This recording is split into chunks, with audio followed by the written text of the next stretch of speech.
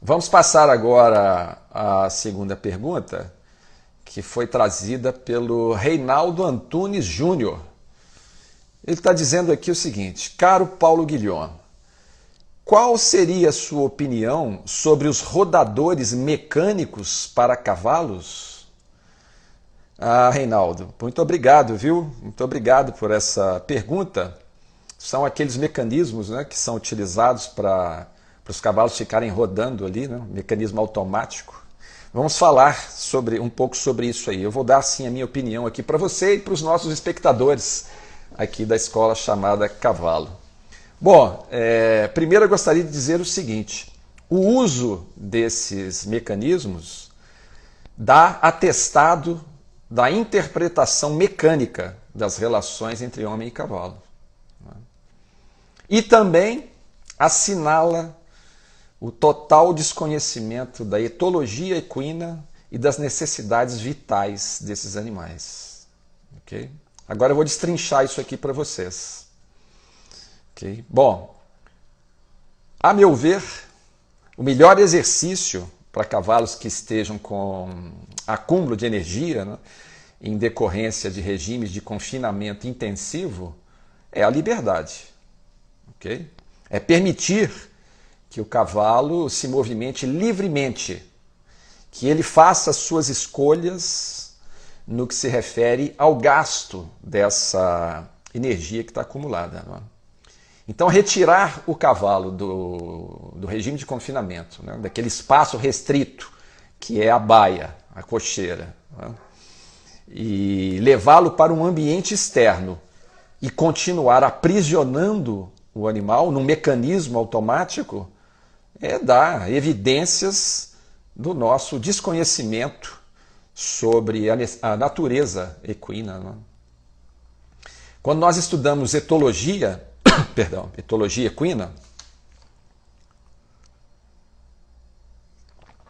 que é a ciência que estuda hábitos, comportamentos, instintos e a natureza psíquica e emocional dos cavalos, não é? Nós começamos a compreender mais as necessidades vitais desses animais. Né? Então vamos falar aqui de forma muito breve sobre alguns aspectos etológicos da espécie equina. Primeiro, são animais gregários, que vivem em grupos sociais denominados manadas. Né? E têm o hábito nômade. Estão sempre em movimentação constante. Estavam quando no estado selvagem. Né? E esse hábito nômade do cavalo está intimamente relacionado com a dependência de alguns sistemas orgânicos com relação à movimentação física. Ou seja, o bom funcionamento de alguns dos seus sistemas orgânicos depende da movimentação física regular, constante. O cavalo é quase um moto contínuo. Um cavalo selvagem, adulto, num período de 24 horas, ele está andando e pastejando pelo menos 18 horas. Isso é normal para um cavalo. Não é? Então, por exemplo, o sistema gastrointestinal, o bem-estar do sistema gastrointestinal depende de uma movimentação constante. Vamos citar, poderia falar muitas coisas, mas vamos citar só a questão do peristaltismo, que é o movimento involuntário das vísceras intestinais, que, por sua vez, expulsam o alimento dessas vias em forma de fezes. A manutenção do peristaltismo, ou seja, desse movimento involuntário para que o alimento transite normalmente e seja eliminado em forma de fezes, depende do movimento do cavalo. A primeira coisa que acontece quando o cavalo fica em regime estacionário por muito tempo é baixar esse peristaltismo. Em decorrência disso, o alimento demora mais para fazer a travessia nas vias intestinais e, demorando mais ali, ele corre o risco de esquentar, né? Aumenta a temperatura, ele vai passar por um aquecimento, pode provocar fermentação, gerar ali, produzir gases e cólicas.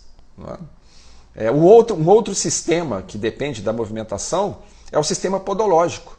Em 2004, ou seja, há quase 20 anos atrás, eu escrevi um artigo na revista Rossi sobre biopodologia, que foi um conceito que eu criei, falando sobre essa questão, que o cavalo é um animal que tem 5 corações, entre aspas, né? Ou seja, cada casco representa uma bomba sanguínea que auxilia o coração a manter o fluxo sanguíneo de forma adequada percorrendo o seu organismo. Então, quando o cavalo fica parado, essas 4 bombas param de funcionar. Como é que elas funcionam? Através dos movimentos de sístole e diástole, igualzinho o coração. Quando é que o casco expande e quando ele contrai para fazer o bombeamento do sangue? Quando o cavalo está em movimento. Quando o cavalo apoia o peso do seu corpo sobre o casco, ele expande.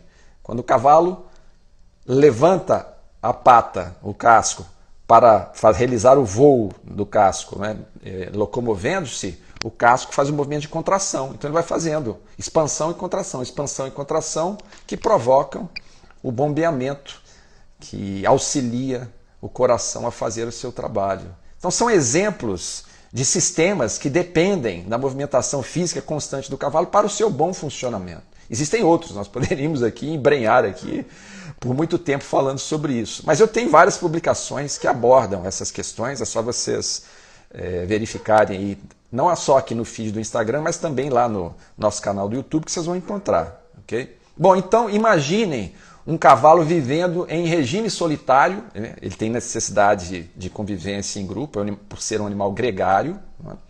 A baia é uma solitária, é uma cela onde o animal fica sozinho. E muitas dessas baias são totalmente vedadas. Ele não tem nem comunicação visual com outros animais. Então é um regime de solitária. É um regime penitenciário de solitária, um cavalo trancado entre 4 paredes. Para ser direto, é exatamente isso que está acontecendo com ele. Okay? Além disso, ele está ali superalimentado. Ele não tem que andar, nem se movimentar, nem gastar energia para procurar o alimento.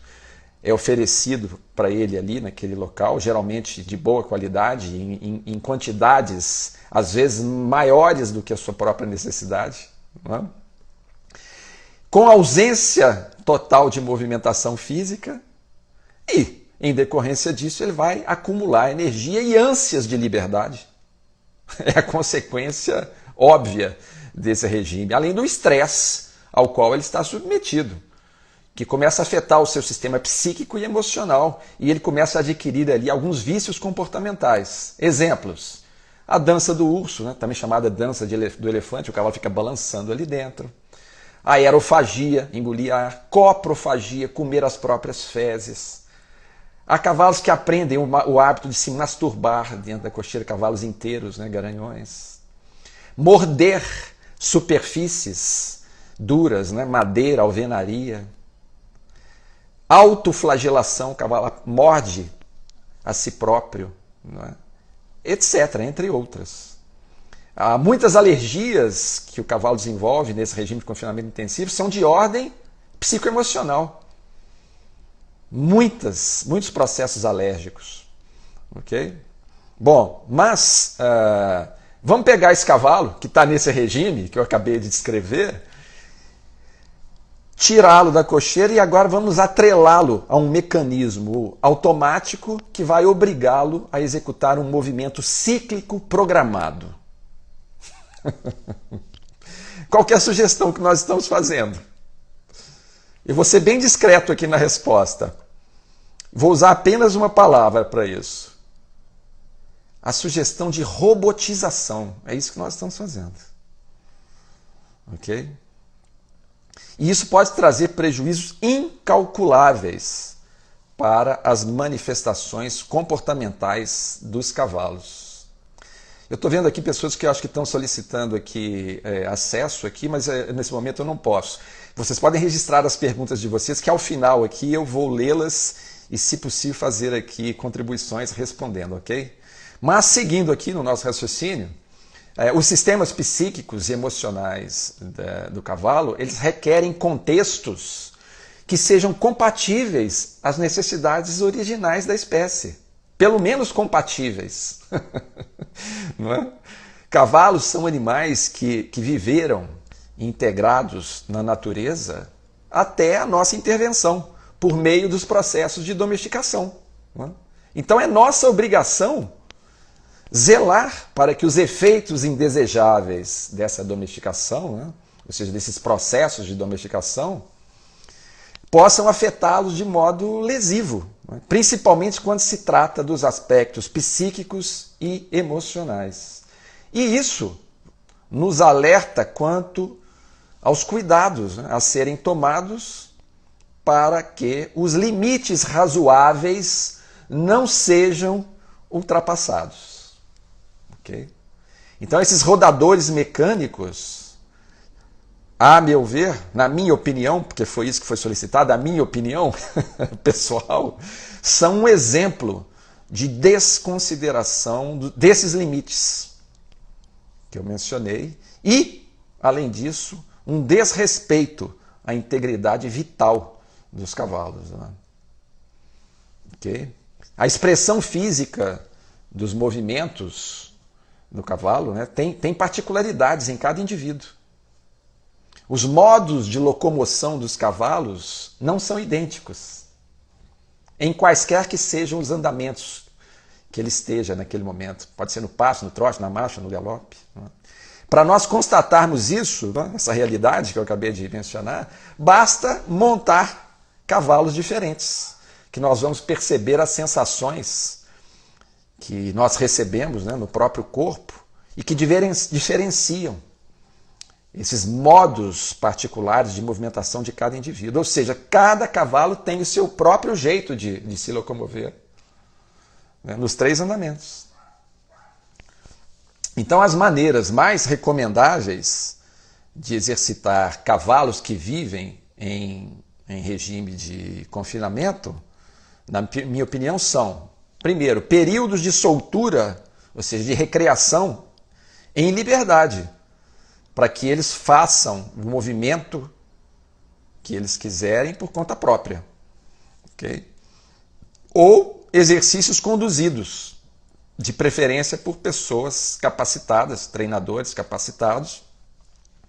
E para isso, né, para nós recorrermos a esses exercícios, nós temos 3 versões de ensino do cavalo que são realizadas do chão. O cabresteamento lateral, o trabalho a guia, o trabalho de rédeas ao chão. Por exemplo, nos trabalhos a guia, os animais podem ser conduzidos ao contato do cabo, né, que nos liga ao cavalo, ou sem esse contato. Eu posso estar fazendo um trabalho de guia com o cavalo num ambiente contido, num redondel, sem conexão física com ele. É preciso lembrar que quando nós temos a pretensão de exercitar o cavalo, é imprescindível a nossa presença no ambiente. Quando esse exercício vai ser conduzido, né? Ele tem a pretensão de ser conduzido, de ser direcionado. Então, o treinador, além de sugerir ao animal alguns movimentos, né, ele também está trabalhando o quê? O comportamento do cavalo. Né? Por que isso é importante? Porque sem comportamento adequado, qualquer treinamento fica comprometido, né, por ineficácias de vários tipos. Né? Para que essa parceria entre o homem e o cavalo seja bem sucedida, nós precisamos investir empenhos em educá-lo, e para isso nós precisamos estar presentes. E para educar o cavalo, qual é a maneira? Nós usamos o quê? Os processos de ensino, que já são conhecidos há muito tempo. Existem várias metodologias de ensino para cavalos de qualquer raça e qualquer modalidade que nos interesse praticar. Então, o ensino do cavalo, ele pode ser traduzido em atividades que promovem a sua educação e a sua instrução. A educação, quando nós dizemos educação, ela está relacionada ao comportamento que vai facilitar a condução das lições de ensino. E a instrução? A instrução, por sua vez, é a transmissão das informações, ou seja, as nossas sugestões, que acontecem em forma de estímulos neuromotores. E esses estímulos vão ser agora assimilados pouco a pouco pelo cavalo por meio daquilo que nós chamamos de condicionamento de reflexos. Ou também, poderíamos dizer, da retenção de memórias neuromotoras. Certo? E qual que é o mecanismo que nós usamos com essa finalidade de ensino do cavalo? A repetição seriada, ou seja, a repetição continuada desses estímulos. E quando nós entramos na execução desses mecanismos de ensino, agora caberá a cada treinador encontrar ali a metodologia que lhe for mais afim, né, que lhe convier, e a dosagem. Ou seja, o quanto, né, de dose vai ser estabelecida para cada cavalo. O quanto basta em vários aspectos que vão surgir durante o treinamento. Ok? Encontrará o quanto basta, a dose para cada cavalo. Isso aí é individual. Nós temos princípios, nós temos princípios que são gerais, mas precisam ser moldados a cada caso que se apresenta. Não existe uma fórmula que se aplique a todos os cavalos. Não é? Então, a partir do momento que um cavalo se apresenta para nós, agora, a partir do momento que eu vou fazendo as leituras do perfil psicoemocional, das capacidades físicas desse cavalo, dos potenciais que ele traz, eu agora vou direcionando dessa ou daquela maneira o seu ensino. Mesmo que as pretensões sejam as mesmas, chegar a determinado objetivo. Né?